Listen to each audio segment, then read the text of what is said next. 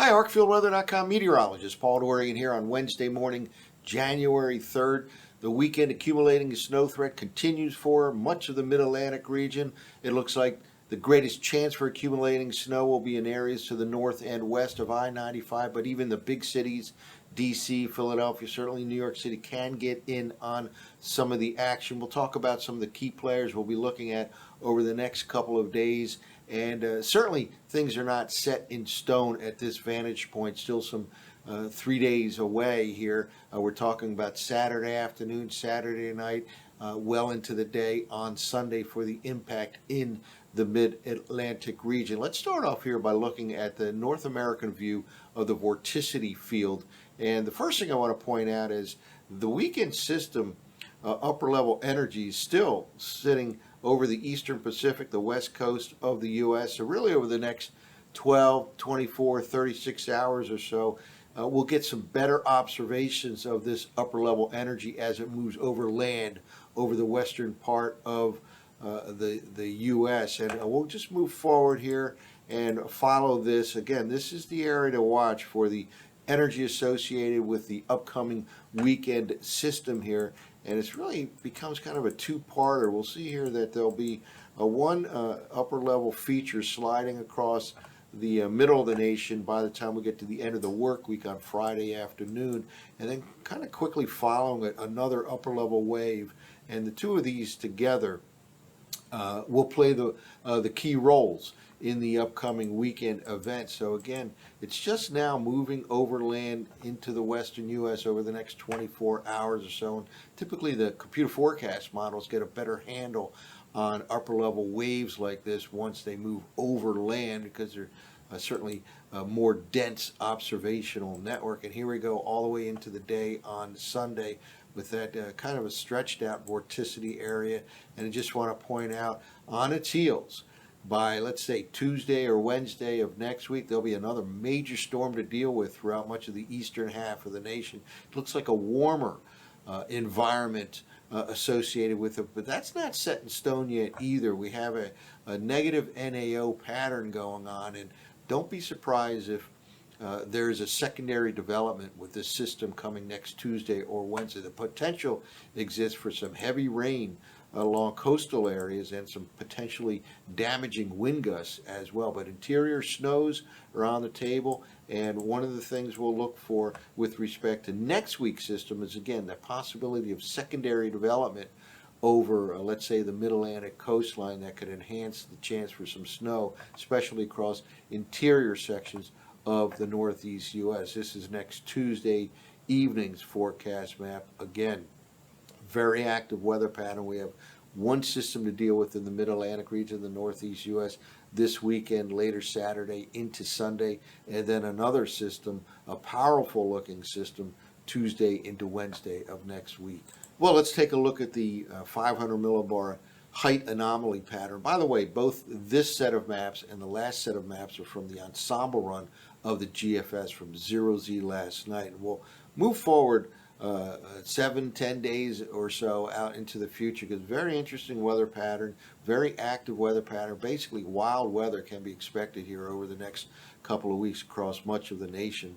Again, look at this, storm after storm loading up for that southern branch of the jet stream right here, and lots of players on the field. Now let's move forward here. And again, this is the wave that's associated with what will become the weekend storm in the Mid-Atlantic region in the northeast U.S. just now coming ashore onto the west part of the west coast of the U.S.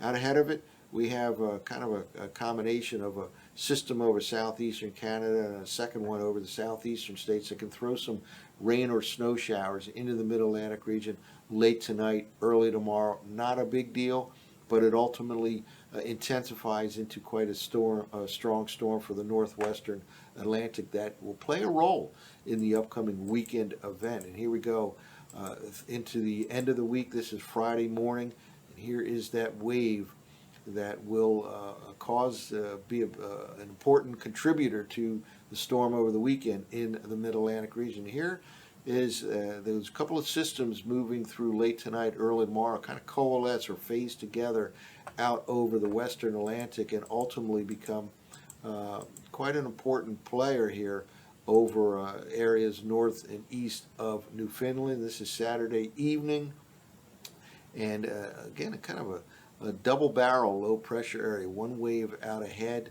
and a second one on its heels over the middle part of the nation by Saturday evening. Will go all the way into Sunday, and here is that weekend system right here, and right on its heels we have already the signs of a strong upper level low over the western U.S. as of Sunday morning, and this will become a major player not only for the Mid-Atlantic and Northeast U.S. next week, but also for the Midwest, the Great Lakes. We're talking basically Tuesday into Wednesday. Well, let's walk through the operational run of the GFS from 0Z last night. Again, I always place an emphasis on the 0Z and the 12Z runs because they have the freshest, the latest upper air data, the latest radiuson data goes into the 0Z and the 12Z runs. So to me, they're a little bit more important than the 18Z and the 6Z runs. Certainly, you can look at those runs, and if there's an important change, see if the next set of runs has that same kind of a change that appears at the 6Z or the 18Z model run. But here we are starting the day here on Wednesday with a low pressure over the Gulf of Mexico. And again, kind of two systems here. A weak one over southeastern Canada, another one over the southeastern states. Can throw some rain or snow showers anywhere along that I-95 corridor late tonight, early tomorrow. Not a big deal. These two systems currently are weak, and they do phase together into a strong storm, but not until they get well off the eastern seaboard. And we'll see here at the end of this here now by later on tomorrow night, a 997 low. They're starting to phase together those two systems, and again, they'll become a big player around 50 degrees latitude north, 50 degrees west longitude over the upcoming week, and kind of an important location to maintain some cold air in the Mid-Atlantic region and the Northeast U.S. So here, there is the departure of that one system starting to phase together. And here's the beginnings of our weekend system in the Mid-Atlantic region. By tomorrow night, at least one piece of that energy is moving into the southwestern states. We'll continue to move forward here. And again, one of the key players I like to look at is high pressure that needs to form over the southeastern part of Canada if you want accumulating snow. Typically, is a requirement to have high pressure up to the north if you want accumulating snow in the big cities along the I-95 corridor region. And indeed, there is high pressure moving in. Again, it's kind of partly as a result of that intensifying low that ends up northeast of Newfoundland by the end of the work week into the upcoming weekend. You'll see the development of this high pressure area, and here we go into Friday night, and now by Saturday morning we do have cold high pressure over the southeastern part of Canada.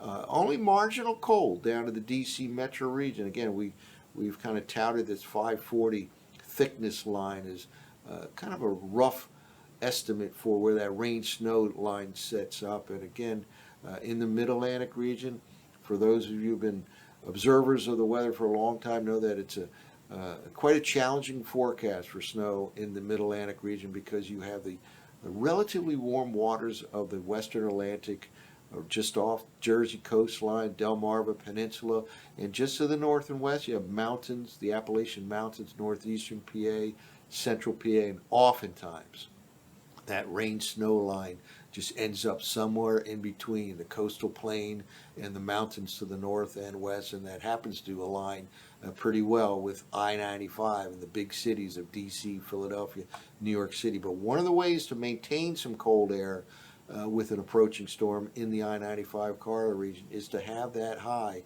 over southeastern Canada. So this gets us in the ballpark from accumulating snow along I-95 and certainly to the north and west of I-95. Now here is low pressure on the 0Z run of the GFS, way down over the Georgia, South Carolina border area as of Saturday morning. Precipitation could push into the D.C. area, let's say midday on Saturday, and then we'll see exactly where that rain snow line sets up, and there certainly accumulations are on the table, especially in those areas to the north and west of I-95. It could end up being the far northern western suburbs of D.C., but I think certainly close-in suburbs of Philly are in line for accumulating snow on Saturday into Sunday. And here we go.